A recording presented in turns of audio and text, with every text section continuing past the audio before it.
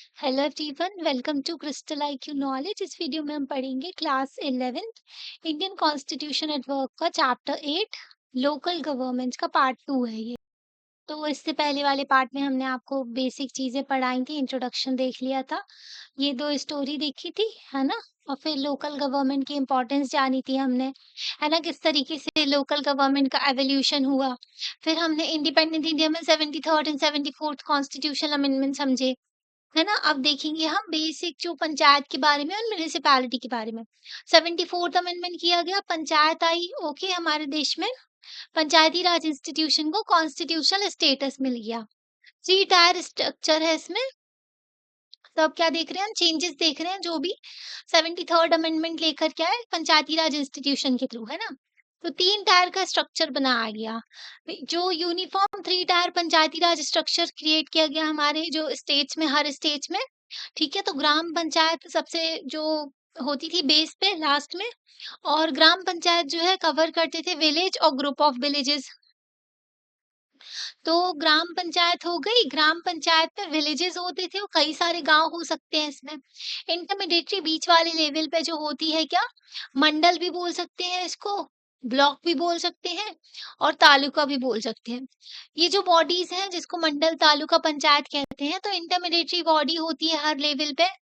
ठीक है, intermediary body होती है, तो वो ना इसको छोटे स्टेट में नहीं होती है, बड़े स्टेट में होती है ये। ठीक है, तो छोटे स्टेट्स में ज़रूरी नहीं है कि जो मंडल ब्लॉक लेवल पे आप क्रिएट करो। अपेक्स लेवल सबसे ऊपर जो होती है ज़िला पंचायत होती है, जो कि डिस्ट्रिक्ट लेवल पे, ठीक है। तो सबसे ऊपर हो गई ज़िला परिषद, हो गई ज़िला पंचायत भी कहते हैं, ठीक है। और फिर जिसको डिस्ट्रिक्ट भी डिस्ट्रिक्ट लेवल पे होती है, उसके नीचे आते हैं मंडल, जो तालुका, ब्लॉक, और उसके नीचे आती है ग्राम पंचायत, जिसमें कई सारे गाँव हो सकते हैं, है ना। और हर गाँव में क्या होता है, सरपंच होता है और पंच होते हैं।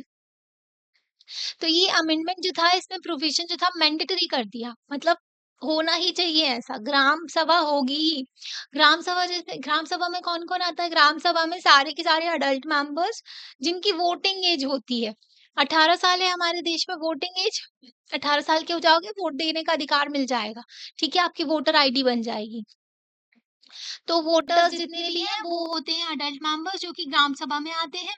इनके जो रोल एंड फंक्शंस जो होते हैं स्टेट लेजिस्लेशन डिफाइन करते हैं। सेकंड प्रोविजन क्या है, इलेक्शन का। तो इलेक्शन जो है तीनों लेवल जो पंचायती राज इंस्टीट्यूशन के हैं, इसमें इलेक्टेड डायरेक्टली बाय पीपल, मतलब जनता के द्वारा चुने गए लोग वहां पर बैठते हैं तीनों लेवल पे। और जो हर एक टर्म जो होता है पंचायत बॉडी का 5 साल, मतलब पंचायत का भी टर्म क्या है, 5 साल के लिए होती है पंचायत। अगर स्टेट गवर्नमेंट चाहे तो डिसॉल्व भी करवा सकती है पंचायत को, जो 5 साल से पहले भी, ठीक है। और 5 साल से पहले अगर डिसॉल्व कर दिया जाता है, तो इनके इलेक्शन हो जाने चाहिए 6 महीने के अंदर। पहले क्या करते थे ये लोग, जब संविधान में नहीं लिखा था, ये लोग डिसॉल्व कर देते थे और इलेक्शन ही कंडक्ट नहीं करवाते थे, है ना। अब जो है कंपल्सरी प्रोविजन है कि 6 महीने के अंदर इलेक्शन कंडक्ट करवाने पड़ेंगे, अगर पंचायत को डिसॉल्व कर दिया गया, मतलब खत्म कर दिया गया है तो। ये बहुत ही इंपॉर्टेंट प्रोविजन है, जिससे क्या हुआ, एग्जिस्टेंस दिखने लगा जो इलेक्टेड बॉडीज का। 73rd अमेंडमेंट के पहले जो कई सारे स्टेट जो थे इनडायरेक्ट इलेक्शन कंडक्ट करवाते थे डिस्ट्रिक्ट बॉडीज का, एंड जो है कोई भी प्रोविजन नहीं था इमीडिएट इलेक्शन का आफ्टर डिसोल्यूशन, मतलब डिसॉल्व कर दिया, अब इलेक्शन चाहे 4 साल बाद हो, 3 साल बाद, कोई फर्क ही नहीं पड़ता था। थर्ड प्रोविजन है रिजर्वेशन। रिजर्वेशन भी बहुत ही इंपॉर्टेंट रहता है हमारे देश में, है ना। ये अफर्मेटिव एक्शन होता है, जो कि इक्वल रिप्रेजेंटेशन प्रोवाइड करता है सभी लोगों को। तो 1/3 पोजीशन जो है, सारी की सारी पंचायत, जितने पंचायती राज इंस्टीट्यूशन है ना, उसमें 1/3 जगह या फिर 33% भी आप कह सकते हो, जो है सीट रिजर्व होती है वुमेन्स के लिए। रिजर्वेशन होता है schedule caste and schedule tribe के लिए भी, ओके, इन सबको भी प्रोवाइड किया गया है रिजर्वेशन, इनकी पॉपुलेशन के अकॉर्डिंगली, है ना। अगर स्टेट है उसमें अगर स्टेट को लगता है कि ज़रूरी है कि ओबीसी के लिए रिजर्वेशन प्रोवाइड कराना, तो उनके लिए भी प्रोवाइड कर दिया जाता है। ये स्टेट गवर्नमेंट के हाथ में है। तो बहुत ही इम्पोर्टेंट नोट है कि ये जो रिजर्वेशन जो है, ये सिर्फ ऑर्डिनरी मेंबर्स पंचायत के उनके लिए नहीं, इवन जो चेयरपर्सन जो होते हैं, अध्यक्ष होते हैं, उनके लेवल पे भी जो है रिजर्वेशन होता है, ठीक है। तो मतलब अगर जो सरपंच का इलेक्शन है तो उसपे भी उनका रिजर्वेशन होता है, विमेन के लिए, एससी एसटी के लिए। फर्दर रिजर्वेशन जो है 1/3 दिया गया है, सीट्स रिजर्व जो है विमेन के लिए, सिर्फ जनरल कैटेगरी में नहीं है, बट सीट्स रिजर्व है किसके अंदर भी, शेड्यूल कास्ट, शेड्यूल ट्राइब और बैकवर्ड क्लासेस के अंदर भी विमेन्स के लिए। तभी कहते हैं कि जो इंडिया में जो लोकल गवर्नमेंट है ना, उसमें विमेन की रिप्रेजेंटेशन बहुत है। आपने सुना होगा सरपंचपति वाला कॉन्सेप्ट, है ना? तो आदमियों ने क्या किया, बीबी के नाम पे जो इलेक्शन लड़ लेते हैं और खुद घूमते फिरते हैं सरपंच बन के, है ना? तो पेपर में भी कई बार सुना है मैंने, पढ़ा है मतलब।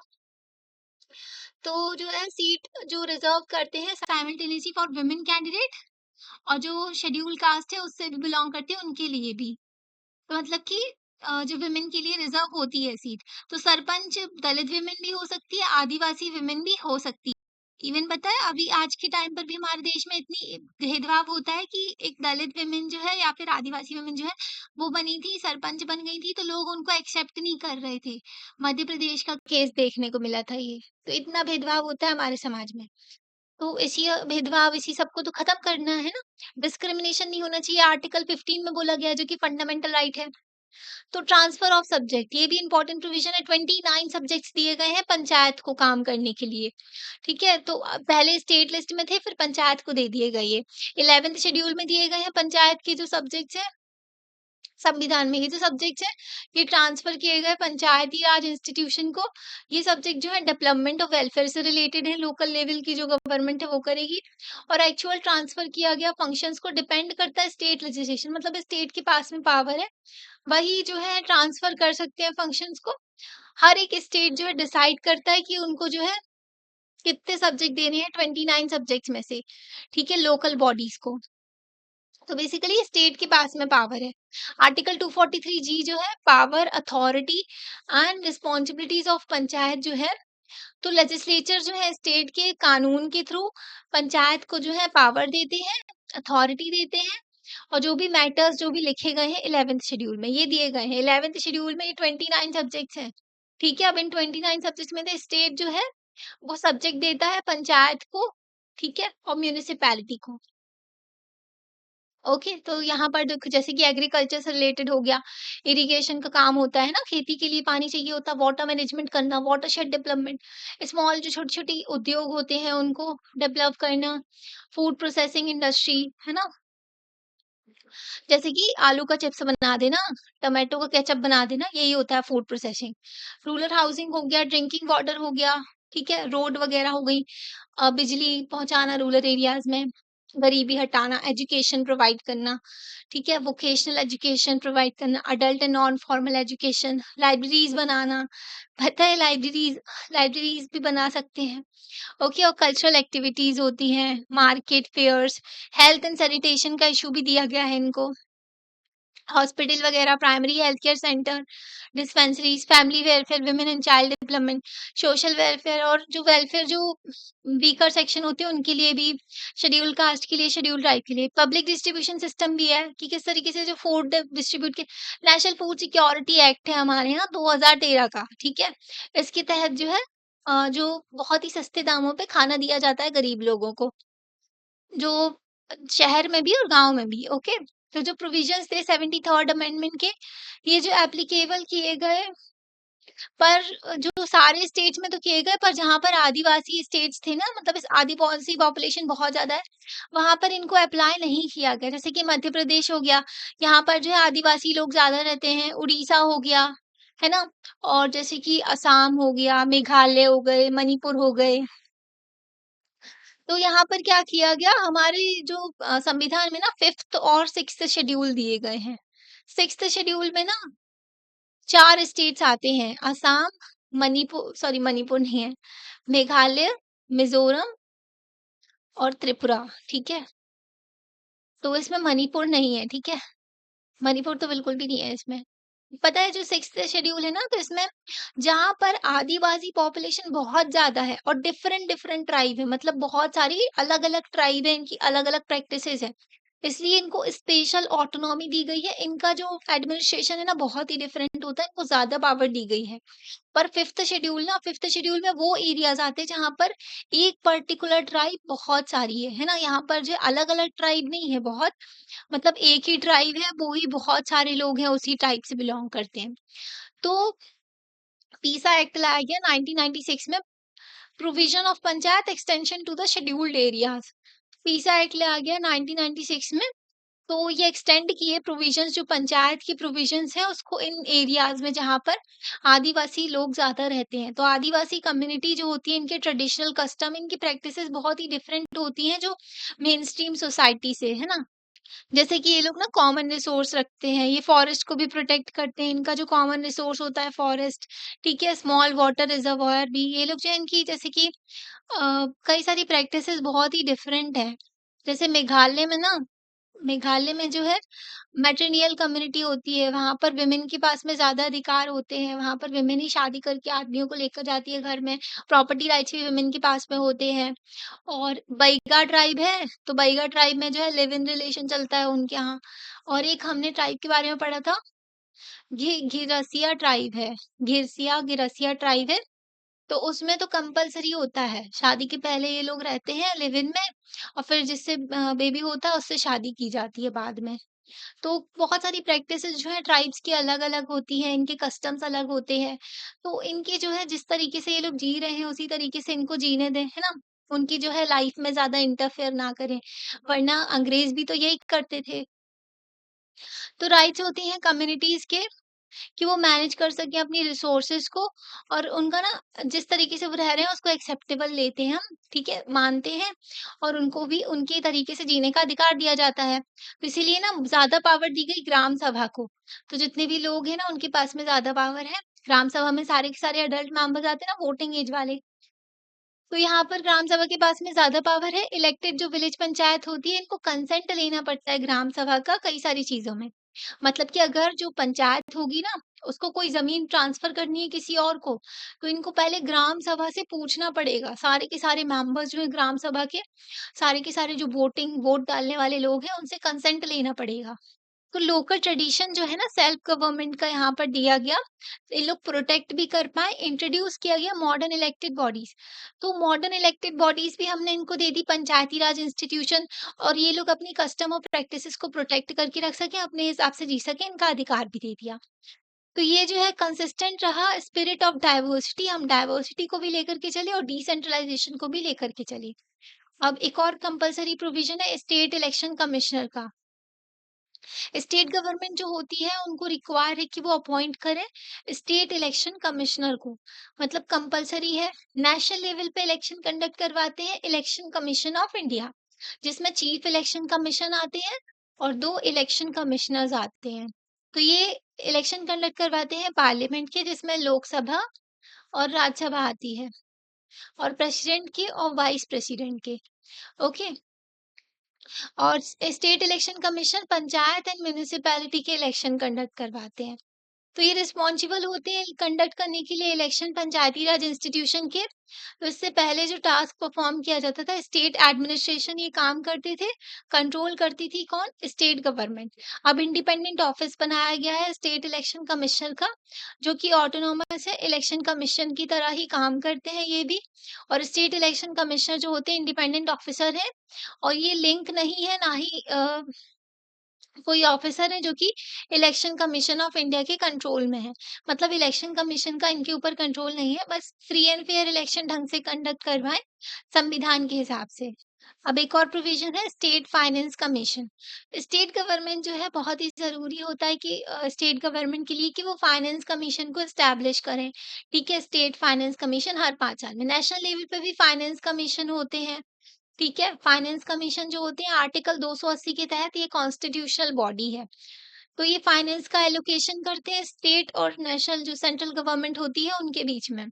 तो वैसे ही स्टेट फाइनेंस कमीशन को एस्टैब्लिश करने का बताया गया। तो ये कमीशन जो होते हैं ये फाइनेंशियल पोजीशन देखेंगे किस तरीके से गवर्नमेंट की है स्टेट में, और रिव्यू करेंगे और डिस्ट्रीब्यूट करेंगे जो भी पैसा है स्टेट के बीच में और लोकल गवर्नमेंट के बीच में, ठीक है।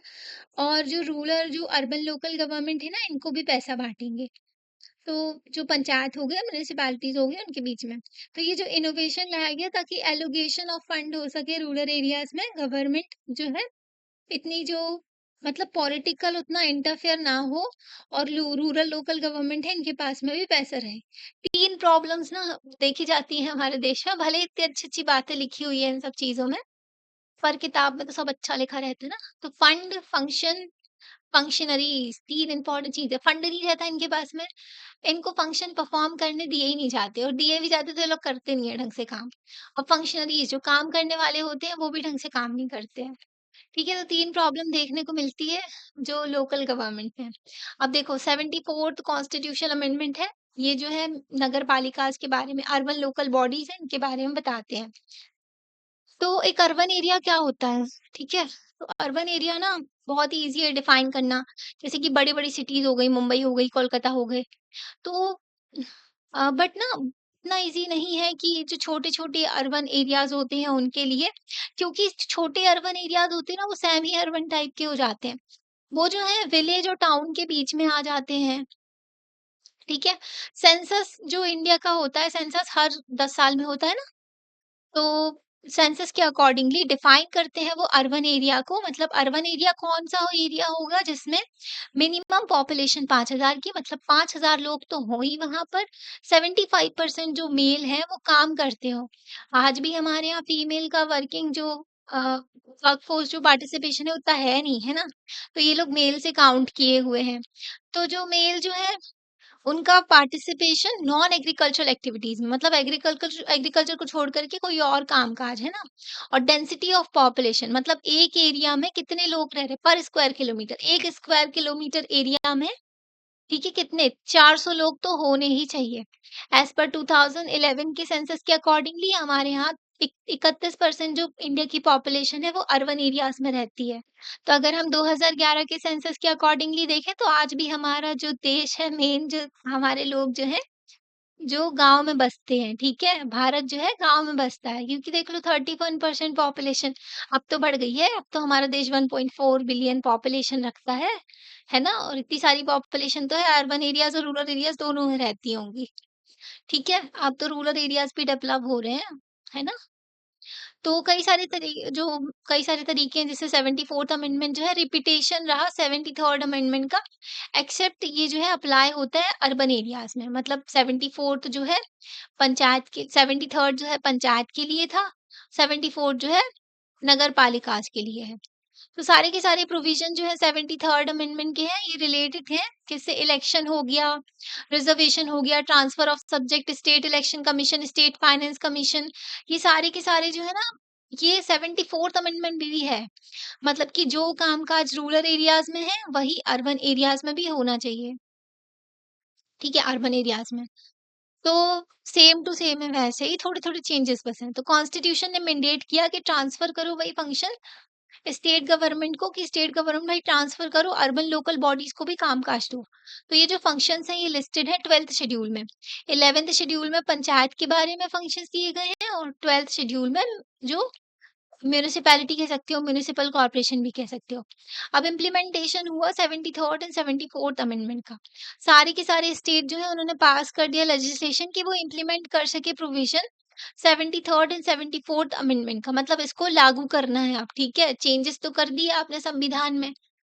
तो 10 सालों में क्या देखने को मिला? अमेंडमेंट जो है फ़ोर्स में आ गया। 1994 से जो 2004 तक हमने देखा कई सारे स्टेट जो थे, उन्होंने 2 बार तो इलेक्शन कंडक्ट करवाए ही लोकल बॉडीज़ के। जैसे कि मध्य प्रदेश हो गए, राजस्थान हो गए और दूसरे स्टेट हैं तो वहाँ पर तो 3-3 बार इलेक्शन हो गए। है ना? तो देखने को मिला कि ये जो है इम्प्लीमेंट हो चुका है। आज के टाइम पर ना 600 जिला पंचायत देखने को मिलती है, 6000 ब्लॉक और इंटरमीडिएटरी पंचायत देखने को मिलती है, जिला पंचायत टॉप लेवल पे, फिर ब्लॉक लेवल अभी पढ़ाया था ना। 2,40,000 ग्राम पंचायत देखने को मिलती है रूरल एरियाज़ में, ठीक है? ओवर 100 सिटीज़ कॉर्पोरेशन है, ठीक है? मतलब बड़ी-बड़ी सिटीज़ में जो कॉर्पोरेशन है, 1400 जो टाउन म्युनिसिपैलिटीज़ हैं, ओवर 2000 नगर पंचायत हैं, ठीक है? अर्बन इंडिया में मोर देन 32 लाख मेंबर्स हैं इलेक्टेड, जो कि जो 5 साल में इलेक्ट किए जाते हैं, है ना?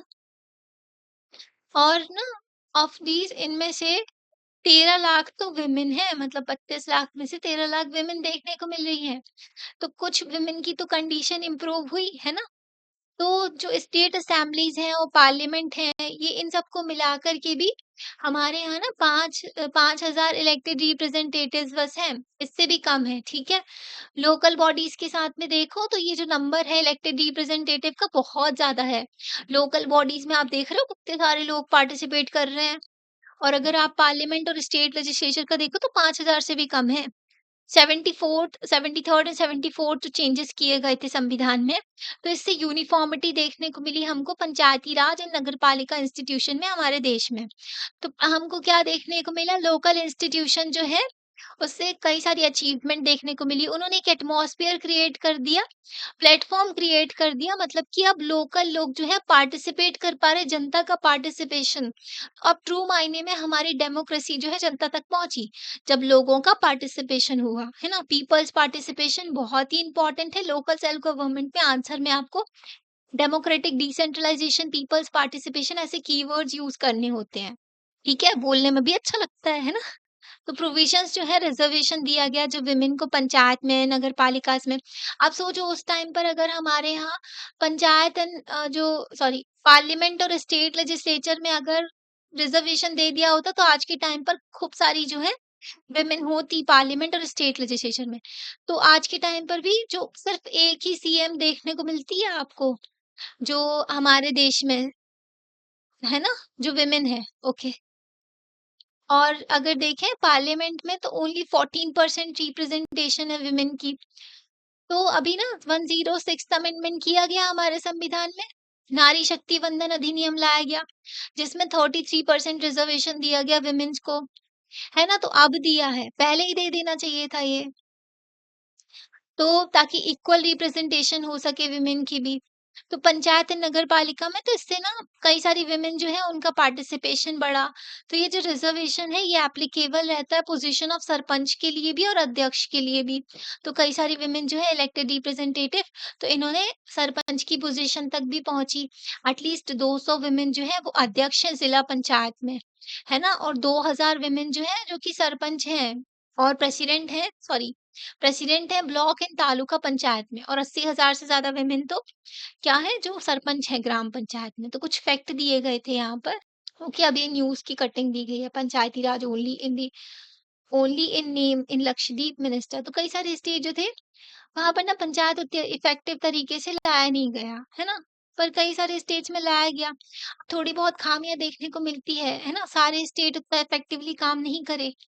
तो मोर देन 30 विमेन है मेयर्स इन कॉर्पोरेशन, कॉर्पोरेशन में मेयर्स होते हैं, है ना? और 500 से ज़्यादा जो विमेन हैं, अध्यक्ष हैं टाउन म्युनिसिपैलिटीज़ में, 600 650 नगर पंचायत में हेड हैं विमेन। तो विमेन जो है, उन्होंने ना बहुत पावर गेन की और उनको कॉन्फिडेंस भी आया, जो है कंट्रोल कर पाए वो अपने रिसोर्सेज़ पे, है ना? अपने जो चीज़ों पे। तो बेसिकली विमेन एम्पावरमेंट अच्छा खासा देखने को मिला हमको लोकल सेल्फ गवर्नमेंट जो रही है हमारे देश में। तो इनकी जो प्रेज़ेंस थी इन इंस्टीट्यूशंस में, इससे ना विमेन जो है उनकी ग्रेटर अंडरस्टैंडिंग बढ़ी, जो किस तरीके से पॉलिटिक्स काम होता है, और लोकल एरिया से जब आप उठ के आओगे तभी तो हाई पोजीशन में पहुंच पाओगे। हमारी जो प्रेसिडेंट है द्रौपदी मुर्मू जी, वो भी लोकल एरिया से उठ करके आई, फिर गवर्नर भी बन चुकी है ना। फिर आज के टाइम पर हमारे देश की प्रेसिडेंट है। ओके। तो लोकल एरिया से वो उन्होंने जर्नी क्रिएट की थी अपनी, है ना? शुरू हुआ था उनका जो पॉलिटिक्स में करियर। तो कई सारे केसेस देखने को मिलते हैं जिससे न्यू पर्सपेक्टिव जानने को मिलता है हमको, जेंडर सेंसिटिविटी देखने को मिलती है, डिस्कशन होता है लोकल बॉडीज़ में। जब आप एक महिला के लिए कानून बना रहे हो तो उनसे भी पूछना ज़रूरी होता है, क्योंकि जो प्रॉब्लम वो फेस कर रही हैं तो वो अच्छे से समझ सकती हैं उस चीज़ों को, है ना? तो वुमेन का पार्टिसिपेशन होना ज़रूरी है। लॉ मेकिंग जो इंस्टीट्यूशन होते हैं, हर जगह, क्योंकि 50% पॉपुलेशन है वुमेन की। तो कई सारे केसेज़ हैं वुमेन जो है उतना उनको प्रेज़ेंस नहीं मिली, ठीक है? मतलब जो है उनकी प्रॉक्सीज़ लगाई हुई मेल, हमने आपको बताया था ना सरपंचपति वाला कांसेप्ट, है ना? कई सारे जैसे कि मध्य प्रदेश में ही आया था न्यूज़पेपर में कि जो कई सारे जो गाँव हैं वहाँ पर जो है विमेन इलेक्शन जीती थी, पर ओथ कौन ले रहा था? ओथ ले रहे थे उनके पति, वो बने हुए थे सरपंच पति, उनके पास में सारी पावर जा रही थी, है ना?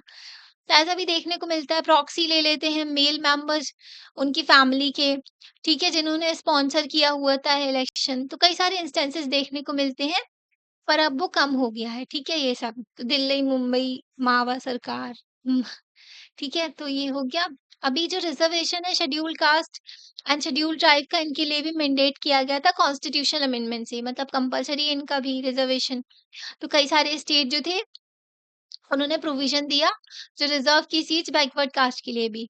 तो एज़ द इंडियन पॉपुलेशन हमारे जो देश की पॉपुलेशन 16.2% जो है शेड्यूल कास्ट है और 8.2% हमारे यहाँ शेड्यूल ट्राइब है। आप 8.6% भी मान सकते हो आप शेड्यूल ट्राइब को, ओके। तो 6.6 लाख इलेक्टेड मेंबर्स हैं अर्बन एंड लोकल बॉडीज में, जो कि इन दो कम्युनिटीज से आते हैं, है ना? तो इसी को कहते हैं इंक्लूसिविटी, सभी लोगों को साथ में लेकर के चलना। तो इससे क्या हुआ, सोशल प्रोफाइल जो है ना चेंज हुई लोकल बॉडीज की, जहाँ पर विमेन का रिप्रेजेंटेशन होने लगा, बैकवर्ड क्लास से जो लोग आते हैं उनका रिप्रेजेंटेशन होने लगा, शेड्यूल ट्राइब का, शेड्यूल कास्ट का इनका रिप्रेजेंटेशन होने लगा। तो ये जो बॉडीज थी ये और ज्यादा रिप्रेजेंटेटिव बन गई सोशल रियलिटी के अकॉर्डिंगली। कभी-कभी ना जो टेंशन्स भी हो जाती थी, जैसे कि डोमिनेंट सोशल ग्रुप जो है, मतलब कि जो पावरफुल लोग हैं वो कंट्रोल करने की कोशिश करते थे विलेज में, अपने तरीके से काम करने की कोशिश करते थे और अपनी पावर को छोड़ना नहीं चाहते थे, है ना? तो उनके बीच में पावर के लिए लड़ाई होने लगी, उसकी वजह से इंटेंसिफिकेशन हो गया स्ट्रगल फॉर पावर, तो टेंशन भी बढ़ गई। अभी भी कई बार ये जो ना न्यूज़ आती है कि जो बूथ कैप्चर हो गया, जो वोटिंग स्टेशन होता है जहाँ पर वोट डाली जाती है, वहीं पर दंगे हो जाते हैं कभी-कभी। तो वो सिचुएशन को भी हैंडल करना होता है। अब सारे के सारे देश के लोग अच्छे तो नहीं है ना, है ना? कुछ जो है एंटी सोशल एलिमेंट होते हैं जो शांति से होने नहीं देते कोई काम को। ठीक है, पावर के लिए फाइट करते हैं। तो टेंशन एंड स्ट्रगल जो था वो हमेशा खराब नहीं होता है, पर जब ये जो अ, जब भी हम डेमोक्रेसी को और ज़्यादा मीनिंगफुल बनाने की कोशिश करते हैं और पावर देने की कोशिश करते हैं उन लोगों को जिनको कभी पावर नहीं मिली होती है, तो कॉन्फ्लिक्ट तो होता ही है और टेंशन भी होती है सोसाइटी में, है ना? क्योंकि जो भेदभाव है, ऊँच-नीच है हमारे सोसाइटी में, है ना? हमारे देश में, तो उन सब चीज़ों को भी फिर काउंटर करना होता है और बदलाव लोग चाहते नहीं हैं, चेंज से डरते हैं लोग, है ना? तो कॉन्स्टिट्यूशनल अमेंडमेंट किया गया तो उससे कई सारे जैसे कि 29 सब्जेक्ट दिए गए लोकल गवर्नमेंट को, पंचायत को, ठीक है? तो ये सब्जेक्ट्स जो थे फंक्शंस रिलेटेड थे लोकल वेलफेयर से, है ना? जनता की जो वो डे टू डे लाइफ से जुड़ी हुई चीज़ थी और डेवलपमेंट नीड से। तो एक्सपीरियंस किया जिन फंक्शन से मतलब फंक्शन वगैरह परफॉर्म किए लोकल गवर्नमेंट ने और काम किया, है ना? तो देखने को मिला कि इनको ऑटोनॉमी भी दी गई, ताकि वो अपने फंक्शंस ढंग से काम कर सकें। जो इनको काम दिया गया ना, वो ढंग से कर सकें। कई सारे स्टेट्स थे, उन्होंने ट्रांसफ़र ही नहीं किए सब्जेक्ट्स लोकल बॉडीज़ को। अब स्टेट भी पावर के लिए लड़ रहे हैं, वो अपनी पावर क्यों देंगे लोकल बॉडीज़ को? तो इसका मतलब था कि जो लोकल बॉडीज़ थी, वो ढंग से काम नहीं कर पा रहे थे इफ़ेक्टिव मैनर में। एक तो फंड की प्रॉब्लम रहती है, फंक्शंस की और फंक्शनरीज़ की। हमने आपको 3 एफ बताया ना, लोकल बॉडीज़ की 3 प्रॉब्लम है। ठीक है? तो एंटायर जो एक्सरसाइज़ थी, जो इलेक्ट करना कई सारे रिप्रेजेंटेटिव्स को, ठीक है? और ये कभी-कभी ना सिम्बॉलिक भी हो गया, है ना? मतलब नाम के लिए बस रिप्रेजेंटेटिव चुने जा रहे हैं।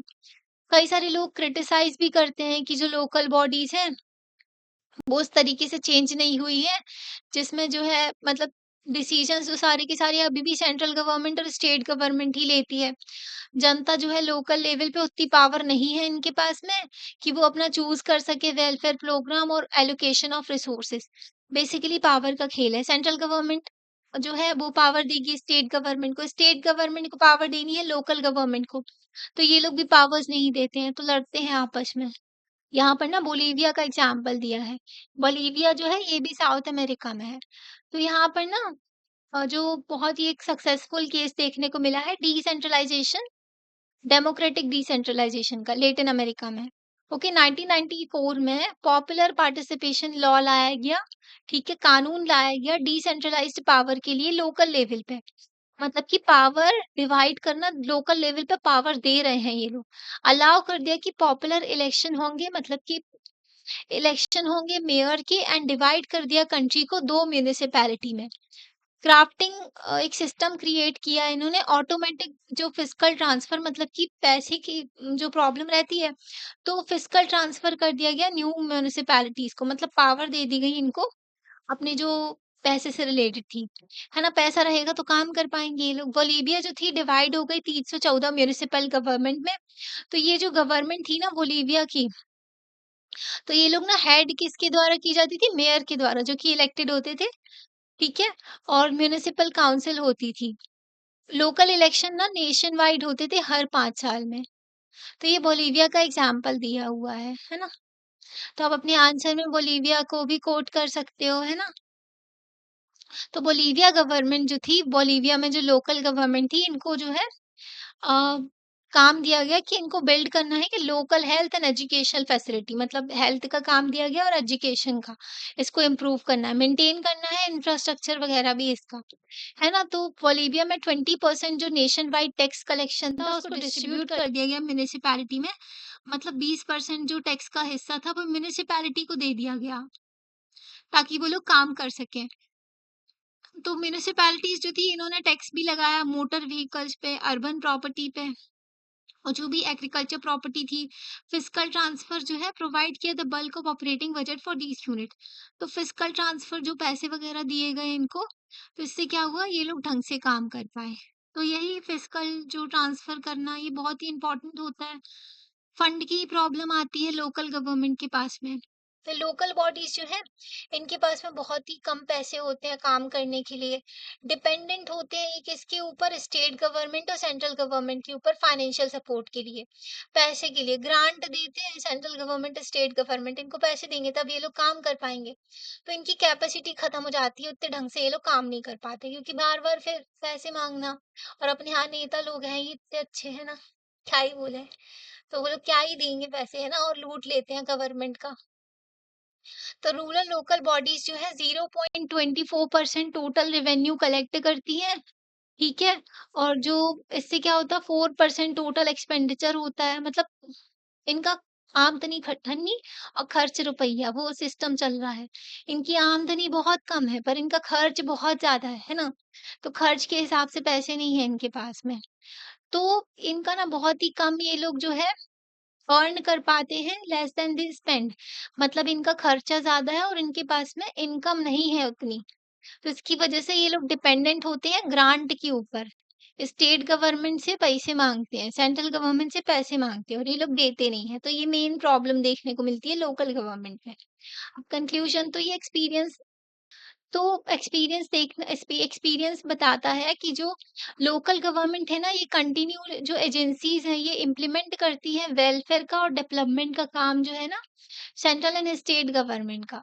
बेसिक चीज तो डेवलपमेंट और वेलफेयर ही है हमारे देश का, है ना? तो उसी का काम करती है लोकल गवर्नमेंट, जो है इसको लागू करती है। गिवन मोर पावर, तो ज्यादा पावर दी जाए लोकल गवर्नमेंट को, इसका मतलब होगा कि ये जो है प्रिपेयर कर पाएंगे, रियल डिसेंट्रलाइजेशन ऑफ पावर हो पाएगा। अगर ज्यादा पावर देंगे ना, तभी जो ये लोग ढंग से काम कर पाएंगे, और डिसेंट्रलाइजेशन पावर होगा और पार्टिसिपेशन होगा जनता का। अल्टीमेटली डेमोक्रेसी का मतलब क्या होता है कि पावर जो शेयर की जाए पीपल के बीच में, है ना? तो जनता पावर को शेयर करे। पीपल जो विलेजेस में है, जो गांव में रहते हैं लोग, और अर्बन लोकेलिटीज जो शहर में रहते हैं, तो उनके पास में पावर होनी चाहिए कि वो डिसाइड कर सके कौन सी पॉलिसीज प्रोग्राम वो अडॉप्ट कर सके। तो जैसे कि आपने पहले भी पढ़ा था, डेमोक्रेसी का मतलब होता है डिसेंट्रलाइजेशन ऑफ पावर, और ज्यादा मतलब power and giving more and more power to the people, मतलब जनता के पास में ज्यादा पावर होनी चाहिए। बेसिक चीज यही है डेमोक्रेसी की। तो जो कानून होते हैं जो लोकल गवर्नमेंट से रिलेटेड, ये इंपॉर्टेंट स्टेप रहता है डायरेक्शन ऑफ डेमोक्रेटाइजेशन, ठीक है? मतलब कि कानून के थ्रू ये इनको डेमोक्रेसी, जो लोकल गवर्नमेंट को क्या दिया गया, पावर दी गई। तो लोकल गवर्नमेंट के पास में पावर आएगी तभी जनता इसमें पार्टिसिपेट कर पाएंगी। बट ट्रू टेस्ट डेमोक्रेसी का सिर्फ इससे नहीं होता है कि लीगल प्रोविजन है, कानून के थ्रू आपने दे दिया इनको, पर हो सकता है कि कानून फॉलो ही ना कर रहे हो लोग, है ना? तो मतलब पेपर में तो सब कुछ लिखा है, किताबों में सब कुछ लिखा है, पर इसको लागू कौन कर रहा है ना? तो लीगल प्रोविज़न होना सफिशिएंट नहीं होता, प्रैक्टिस में भी काम होना चाहिए। थिंकिंग बस इम्पोर्टेंट नहीं होती, एक्शन भी होना चाहिए, बेसिक चीज़ यही है। तो कानून तो है, कानून को लागू भी तो करो, है ना? तो ये भी इम्पोर्टेंट होता है, ठीक है? तो ये हो गया। अभी आपका चैप्टर हो गया है खत्म। वीडियो आपको कैसा लगता है आप लाइक करके बता सकते हो। चैनल को सब्सक्राइब भी कर सकते हो और अपने फ्रेंड्स के साथ में शेयर भी कर सकते हो। Thank you. फिर मिलते हैं नेक्स्ट चैप्टर में।